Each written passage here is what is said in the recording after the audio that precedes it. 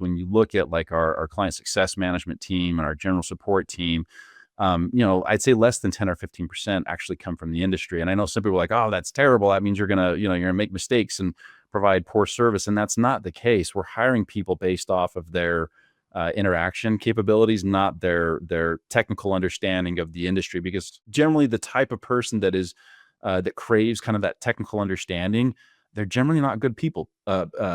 People, you know what I'm saying? That their human interactions are oftentimes lacking.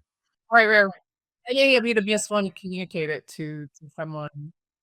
Yeah, it's like when you've got a big, messy problem, usually the person at the TPA firm that's going to solve that is the one that, is oftentimes kind of, next to the broom closet, a little bit nerdy or whatever, but they love complexity and they love, reading technical documentation and everything else. And so we do have those specialists within our firm that can provide that assistance when necessary, but they're always doing it in concert with somebody who is very empathetic, who's very customer centric. And so that's where we're able to speak in lay terms and, have kind of that very friendly, personal experience that oftentimes is lacking from, these big established names.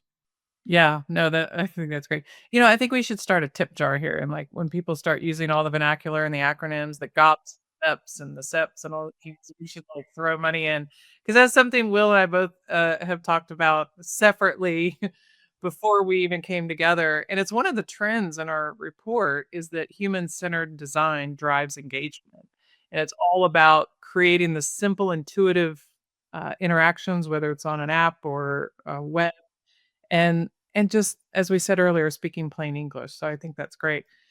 As I listen to you talk and describe, again, love the outside perspective and the outside experience that you bring to this, and I think you're right, having the mix of employees at your firm that have the industry expertise and those that don't, I mean, it's a great combination because you do need that outside perspective.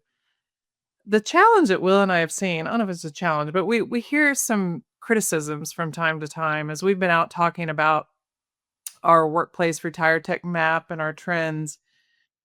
We hear this notion that like, well, those fintechs, they're not real businesses or, none of them are making any money yet. Or, there's just these ways to sort of throw stones, I think. And look, maybe some of those are people think it's legitimate doubts. I don't know. But what would you say to folks that are looking at some of the fintechs that way? I think a lot of the time, the individuals within the industry, we're typically dealing with, from an investment standpoint, public markets where unit economics are different. These are, companies that have to make a profit. There's a lot of rules that govern public companies.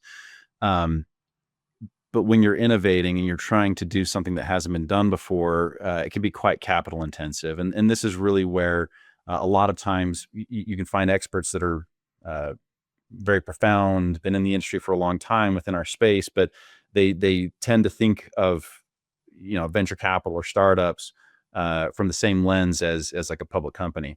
And the difference between even a bootstrap company. So every company that my brother and I built prior to this one was bootstrapped. It's very different to run a bootstrap company than one that's venture backed. And so I think that's one of the benefits to us is that again, more of our heritage, if you will, comes from that more traditional, like, I can't stay in business unless I make money.